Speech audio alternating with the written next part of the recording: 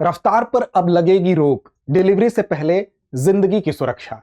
केंद्रीय श्रम मंत्रालय ने क्विक कॉमर्स कंपनियों को एक निर्देश दिया है। इस निर्देश में कहा गया है कि 10 मिनट डिलीवरी के वादे को अब हटा दीजिए। अब इस निर्देश को दिए जाने के पीछे क्या उद्देश्य है, साथ साथ इसकी मांग कब से चल रही थी, इन सभी पक्षों को हम समझने की कोशिश करेंगे।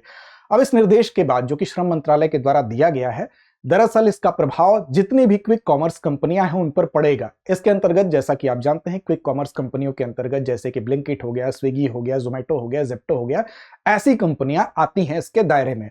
अब इन कंपनियों पर से इस निर्देश का क्या असर पड़ेगा, इसका असर तुरंत दिखाई भी दिया है और क्यों ये कदम उठाए गए, बेसिकली इसको समझते हैं और साथ साथ ये भी समझेंगे कि गिग वर्कर्स की जो डिमांड चल रही थी उसके अंतर्गत भी ये मांग थी। तो इसके अलावा गिग जो वर्कर्स होते हैं उनका भारतीय अर्थव्यवस्था में क्या योगदान है और क्यों इनकी इंपॉर्टेंस है। तो चलिए सबसे पहले जानते हैं कि ये फैसला क्यों लिया गया। इस फैसले को लिए जाने के पिछले दरअसल जो बहस थी वो पहले से ही चल रही थी। आप देखें कि जो 10 मिनट डिलीवरी है, इस मॉडल पर जो काम हो रहा था उसको लेकर जो राइडर्स होते थे, यानी कि जो डिलीवरी देने वाले व्यक्ति होते थे, वो काफी तेज, कभी कभी उनको जाना पड़ता था, असुरक्षित ड्राइविंग एक उनके ऊपर प्रेशर क्रिएट हो रहा था। 25 दिसंबर को गिग वर्कर्स जो थे उनके यूनियन के द्वारा जो प्रदर्शन किया गया था, उनमें जो मांगे शामिल थी, उन मांगों में बेहतर वेतन और साथ साथ सोशल सिक्योरिटी का मामला तो था ही, साथ साथ इसमें जो एक अन्य मांग थी वो टाइम बेस्ड डिलीवरी को हटाए जाने की मांग भी शामिल थी। अब राइडर्स जो होते हैं उनकी टी शर्ट्स पे, उनके बैग पर और साथ साथ उनके टाइमर पर भी ये चीज चलती रहती है कि 10 मिनट में डिलीवरी उनको देना है। इसकी वजह से ये महसूस किया गया कि उनके ऊपर एक भारी मनोवैज्ञानिक दबाव होता है। कई बार विपरीत परिस्थितियां होती हैं, बारिश हो रही होती है या उनको कई डिलीवरीज देनी होती हैं, तो इस समय की पाबंदी की वजह से और इस कमिटमेंट की वजह से उनके ऊपर बेवजह का एक मनोवैज्ञानिक दबाव पड़ रहा था। अब यह कदम जो उठाया गया है, यह कदम विशेष तौर पर जो सामाजिक सुरक्षा संहिता 2020 है उसके अनुरूप भी है, क्योंकि उसमें भी गिग और साथ साथ गिग प्लेटफॉर्म वर्कर्स जो भी हैं उनको इस तरह की सुरक्षा दिए जाने का प्रोविजन उसके अंदर पहले से किया गया है। तो यहां पर हम ये कह दें कि 10 मिनट डिलीवरी के वादे को हटाने का जो श्रम मंत्रालय ने निर्देश दिया है, वो गिग वर्कर्स के यूनियन की जो हड़ताल थी उसकी एक प्रमुख मांग को एक तरह से यहां पर मान भी लिया गया है। अब ये मॉडल राइडर्स को सुरक्षा देगा, यानी कि अनसेफ ड्राइविंग के लिए जो मजबूर कर किया जा रहा था पहले, वो अब एक तरह से उन पे से सामाजिक मनोवैज्ञानिक जो दबाव है उसको दूर करने के प्रयास के रूप में देखा जा रहा है। आगे बढ़ेंगे और बताएंगे आपको इसके अन्य पक्ष के विषय में भी विस्तार से, लेकिन उससे पहले आपके लिए एक महत्वपूर्ण सूचना यह है कि दृष्टि आईएएस की तरफ से हम आपके लिए एक बहुत ही शानदार कोर्स लेकर आए हैं, जिसके अंतर्गत आप कहीं भी रह के अपनी तैयारी कर सकते हैं। 14 महीने में जो जीएस का प्रीलिम्स से लेकर मेंस तक का सिलेबस है उसको कवर करते हुए बेहतर तैयारी बिना भटके। इस कोर्स का नाम है जीएस स्टूडियो फाउंडेशन।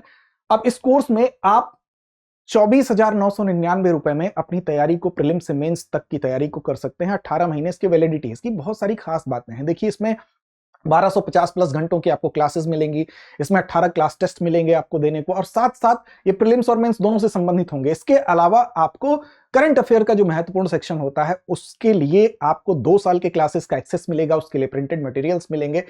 इस छूट में ये जो आपको 24,999 रुपए है, वास्तव में ये भी इसकी कीमत नहीं है, क्योंकि जब आप ऑफलाइन बैच में एडमिशन लेने आएंगे तो ये पूरी की पूरी फीस वहां पर एडजस्ट कर दी जाएगी। तो एक तरह से ये आपके लिए निःशुल्क हुआ। साथ साथ आप कहीं से तैयारी अपनी कर सकते हैं। तो भटकाव से बचने के लिए बेस्ट कोर्स है। अच्छा, इस फीस में भी आपको अगर AMITABH ये अगर कोड आप अप्लाई कर देते हैं तो अतिरिक्त लाभ आप पा सकते हैं। बैच की बात करेंगे तो हिंदी, इंग्लिश और इंग्लिश तीनों माध्यम में बैच अवेलेबल है। इसका मतलब अब देखिए, डेट देखिए, 3 फरवरी को 5 बजे से हिंदी माध्यम का, इंग्लिश मीडियम का 4 फरवरी 6 बजे से और इंग्लिश मीडियम का 5 फरवरी 3 बजे से बैच प्रारंभ हो रहा है। तो अमिताभ कोड आप अप्लाई कर सकते हैं। साथ साथ आपको इसमें अतिरिक्त छूट इस कोड के माध्यम से मिलेगी। आगे बढ़ते हैं। आप देखिए, बात करते हैं कि जो गिग अर्थव्यवस्था है उसकी बात क्यों होती है। बात इसलिए होती है कि जो गिग वर्कर्स होते हैं उनके माध्यम से गिग अर्थव्यवस्था का निर्माण होता है, और ये भारत के लिए क्यों महत्वपूर्ण है उसको समझते हैं। सबसे पहले गिग वर्कर्स की बात कर ले। देखिए, जो कोड बना है, कोड ऑन जो सोशल सिक्योरिटी को लेकर 2020 में बनाया गया था, उसके अंतर्गत ऐसे व्यक्ति, इनको जो परिभाषित किया गया है, वो कहा गया कि ऐसे व्यक्ति जो कि ट्रेडिशनल एम्प्लॉयर और एम्प्लॉय का जो रिलेशन होता है उसके अलावा, ट्रेडिशनल रिलेशन कैसा होता था, उसमें क्या होता था कि उनको वेतन दिया जाता था, जो एम्प्लॉयर था वो एम्प्लॉय को वेतन देता था, स्थायित्व होता था, पीएफ वगैरह की व्यवस्था होती थी, तो उससे बाहर रहकर जो लोग काम करते हैं, यानी कि ट्रेडिशनल रिलेशन के अलावा ऐसे व्यक्ति जो उस पारंपरिक रिलेशन से बाहर रहकर काम करते हैं, इनका काम कैसा होता है, तो टास्क बेस्ड होता है, टास्क दे दिया जाता है। इसके अलावा ऑर्डर बेस्ड उनको भुगतान किया जाता है, यानी कि ऑर्डर जिस हिसाब से वो उठाएंगे उस हिसाब से उनको भुगतान होगा। फिक्स्ड वर्क आवर्स उनका नहीं होता है, यानी कि काम का जो घंटा है वो फिक्स नहीं होता है।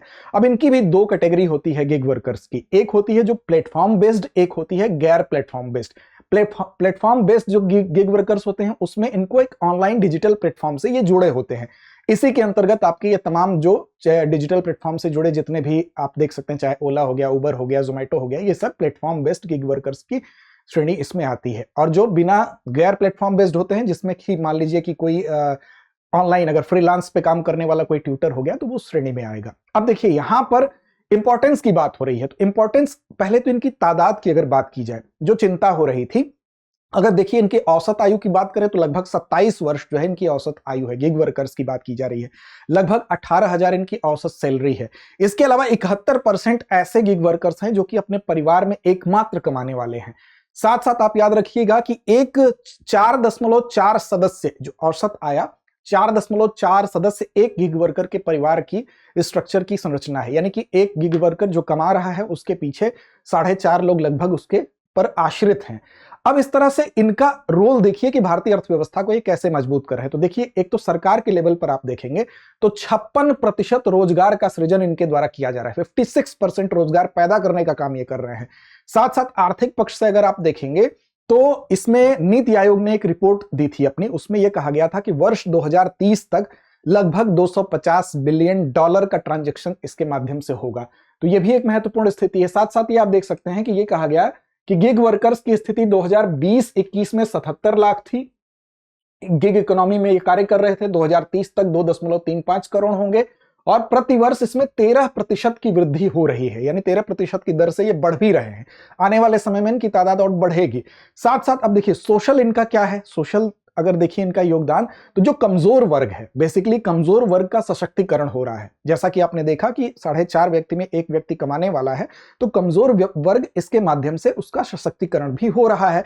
महिला हो गई, युवा हो गए, या तमाम ऐसे दिव्यांग पुरुष हो गए कि जो घर रहकर इन कार्यों की वजह से अर्थव्यवस्था में अपनी भूमिका निभा रहे हैं। साथ साथ आप देखिए जो ऑनलाइन ट्यूटर हो गए, या आप देख सकते हैं कंटेंट राइटर हो गए, ये लोग क्या करते हैं, ये घर रह के ही अर्थव्यवस्था में योगदान देते हैं।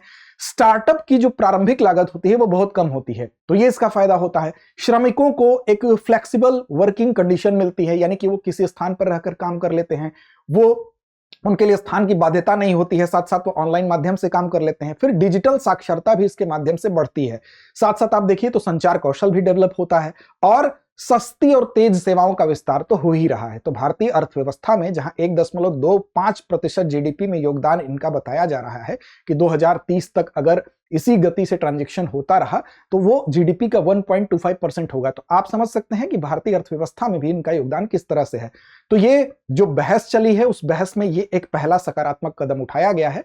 आगे हो सकता है कुछ और सकारात्मक कदम देखने को मिले। तो ये आज की हमारी प्रमुख खबर थी। अब देखिए इसमें नीति आयोग की रिपोर्ट ये भी कहती है कि इसमें 47% लोग ऐसे थे जो मीडियम स्किल्ड जॉब में थे, 31% ऐसे थे जो कि लो स्किल्ड जॉब में थे और 22% ऐसे थे जो हाई स्किल्ड जॉब में थे।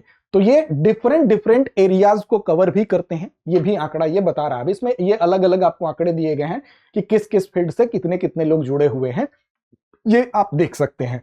अब चलते हैं अभ्यास प्रश्न की तरफ। आज का अभ्यास प्रश्न आपकी जिम्मेदारी छोड़ते हैं। निम्नलिखित में से कौन सी कंपनी ने अपना टैगलाइन बदलकर 10 मिनट डिलीवरी का दावा हटाया है? स्विगी, जोमेटो, ब्लिंकिट या जेप्टो? तो इस प्रश्न का जवाब कमेंट बॉक्स में दीजिए। साथ साथ याद रखिए हमारे टेलीग्राम चैनल को अभी तक आपने फॉलो नहीं किया तो कर लीजिए, दृष्टि आईएएस यूट्यूब नाम से। यहाँ पे आपको इस कार्यक्रम की लिंक और पीडीएफ उपलब्ध होगी। तो लड़ते रहिए, अपने लक्ष्य की ओर बढ़ते रहिए। अब एग्जाम की तैयारी को और बेहतर करने के लिए हमारे चैनल को लाइक, शेयर और सब्सक्राइब करना ना भूलें।